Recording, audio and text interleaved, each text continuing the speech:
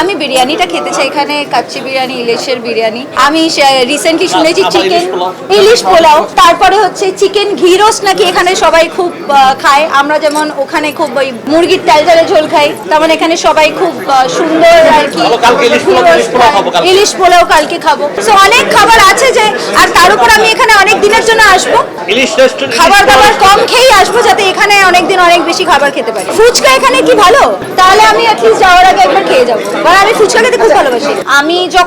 আমি জানিও না যে আমার ইনস্টাগ্রামে তখন অলরেডি 123K ফলোয়ার আছে। সেই পেজ কে চালাচ্ছে কি চালাচ্ছে, একদিন হঠাৎ করে আমাকে একজন মানে যাকে আমি খুব খুব পছন্দ করি এখান থেকেই আমার শুভাকাঙ্ক্ষী বলে, দিদি এটা হচ্ছে তোমার অ্যাকাউন্ট, এটা হচ্ছে তোমার পাসওয়ার্ড, এটা আমি এতদিন চালাচ্ছিলাম, এবার এটাকে তুমি চালাও। তো আমি এই রকম ভালোবাসা বাংলাদেশ থেকে পেয়েছি। তো সেখান থেকে আমি এটা বলবো না যে রিসার্চ আমাকে আলাদা করে করতে হবে, বরং আমি বলবো যে এখানে মানুষ আমাকে অনেক বেশি চেনে, বরং এতটা বোধহয় আমি নিজেকেও নিজে এখানে রাখি না যতটা আমি ভালোবাসা পেয়েছি বাংলাদেশের মানুষজনের কাছ থেকে।